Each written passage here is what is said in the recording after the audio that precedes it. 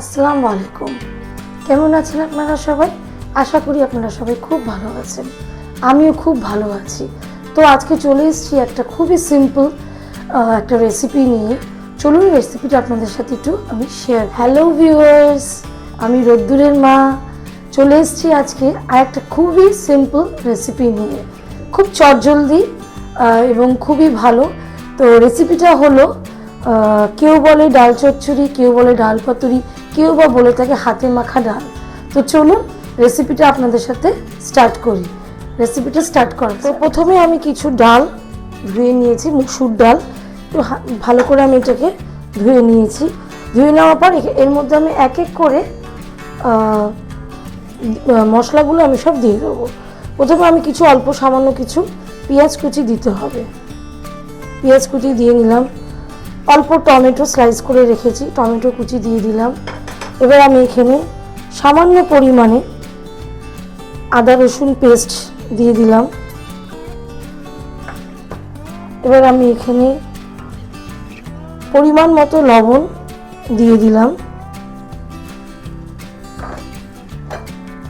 এখানে কোনো স্পাইস নেই, শুধু হালকা একটু হলুদ, বেশি না, হালকা হলুদ আমি দিয়ে দিলাম। আর সানফ্লাওয়ার অয়েল, যে তেলটা ব্যবহার করেন সেটা ইউজ করবেন। আমি সানফ্লাওয়ার অয়েল এখানে সামান্য পরিমাণে দিয়ে দিলাম। দেওয়ার পর বাদবাকি কাজটা হচ্ছে পুরো হাতের, তার জন্য এটাকে অনেকে বলে থাকে হাতে মাখা ডাল। তো এবার ভালো করে সুন্দর করে একটু ভালোবাসা দিয়ে সুন্দর করে আপনি আপনার মনের মতো করে ডালটাকে হাতে খুব ভালো করে এটাকে মাখিয়ে নিতে হবে। দেখুন আমি খুব সুন্দর করে ডালটাকে আমি মাখিয়ে নিয়েছি। এবার আমি এখানে কি করব, আমার পরিমাণ মতো আমাকে পানি দিতে হবে ডালটাকে ফোটার জন্য।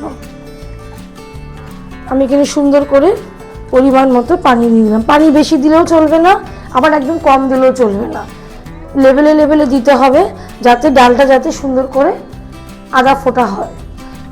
এই ডালটা খুব একটা বেশি গলে যাবে না, হাফ আদা ফোটা থাকবে, আবার একটু গলবেও, সেরকমভাবে আপনাকে এটাকে করতে হবে। এরপর আমি গ্যাসটা জ্বালিয়ে দিলাম। এবার ডালটা হবে সুন্দর করে, আর ওপর দিয়ে আমি কিছু কাঁচা লঙ্কা আমি দিয়ে দিলাম। এবার ডালটা ফুটবে, সুন্দর মতো ডালটা ফুটবে। দেখুন আমার ডালটা পুরো সিদ্ধ হয়ে গেছে সুন্দর মতো। ডালটা ঠিক এরকম হবে, ঠিক এরকম আসবে। তখন এরকম যখন হয়ে যাবে, ডালটা যখন হয়ে আসবে, তার উপর দিয়ে আমি সুন্দর করে ধনেপাতা কুচিয়ে দেবো। কুচিয়ে দিয়ে দিলাম। জাস্ট একটু নাড়াচাড়া করব। হয়ে গেছে আমার ডাল চচ্চড়ি বা ডাল পাতুরি বা হাতে মাখা ডাল। খুবই সুন্দর দেখতে হয়েছে, ভীষণই ডেলিশিয়াস এবং খুবই সিম্পল। আপনারা অবশ্যই ট্রাই করবেন। সকালেও আপনারা নাস্তার সঙ্গেও খেতে পারেন, রাতেও আপনারা রুটির সাথে খেতে পারেন, নাস্তাতেও খেতে পারেন, আবার রাত্রে ডিনারেও করতে পারেন। ওকে, তাহলে আজকে এই পর্যন্ত, আবার দেখা হবে। বাই বাই, সবাই ভালো থাকবেন। Bye bye.